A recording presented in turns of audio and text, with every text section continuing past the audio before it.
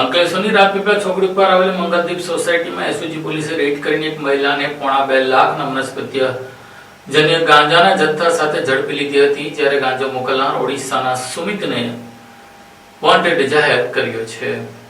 Ankleshwar JDC police station વિસ્તારમાંથી ગાંજાના જથ્થા સાથે એક મહિલાને ભરૂચ એસઓજી પોલીસની ટીમે ઝડપી પાડવામાં આવી હતી. માહિતી મુજબ ભરૂચ એસઓજીને મળેલ ચોક્કસ બાતમીના આધારે અંકલેશ્વરના રાજપીપળા રોડ વિસ્તારની મંગલદીપ સોસાયટી ખાતે રેડ કરવામાં આવી હતી, જ્યાં આરોપી સોની કુમારી મુકેશ વાસુદેવ મંડલના રહેણાંક મકાનમાંથી વનસ્પતિજન્ય માદક પદાર્થ ગાંજો 3 કિલો 446 ગ્રામ મળી આવ્યો હતો. પોલીસે સ્થળ પરથી અંદાજે ₹1,72,300 નો ગાંજો, એક મોબાઈલ ફોન તેમજ રોકડા રૂપિયા સાથે કુલ 1,78,700 નો મુદ્દામાલ કબજે કર્યો હતો. આ બનાવ અંગે અંકલેશ્વર જેડીસી પોલીસ સ્ટેશનમાં આરોપી મહિલા વિરુદ્ધ NDPS એક્ટ હેઠળ ગુનો નોંધવામાં આવ્યો છે. પોલીસે આ કેસમાં સંડોવાયેલા ઓડિશા રાજ્યના સુમિત નામના શખ્સને વોન્ટેડ જાહેર કરી વધુ તપાસ હાથ ધરી છે. પોલીસ દ્વારા સમગ્ર નેટવર્ક સુધી પહોંચવા વધુ તપાસ ચલાવવામાં આવી રહી હોવાનું જાણવા મળ્યું છે. અત્રે ઉલ્લેખ કરવો રહ્યો કે અંકલેશ્વર ઔદ્યોગિક વસાહત જેમ કેમિકલ હબ તરીકે પ્રખ્યાત છે, તેમ હવે આ ડ્રગ્સ અને ગાંજા માટે પણ ધીમે ધીમે મોખરેનું સ્થાન ધરાવવા લાગ્યું છે.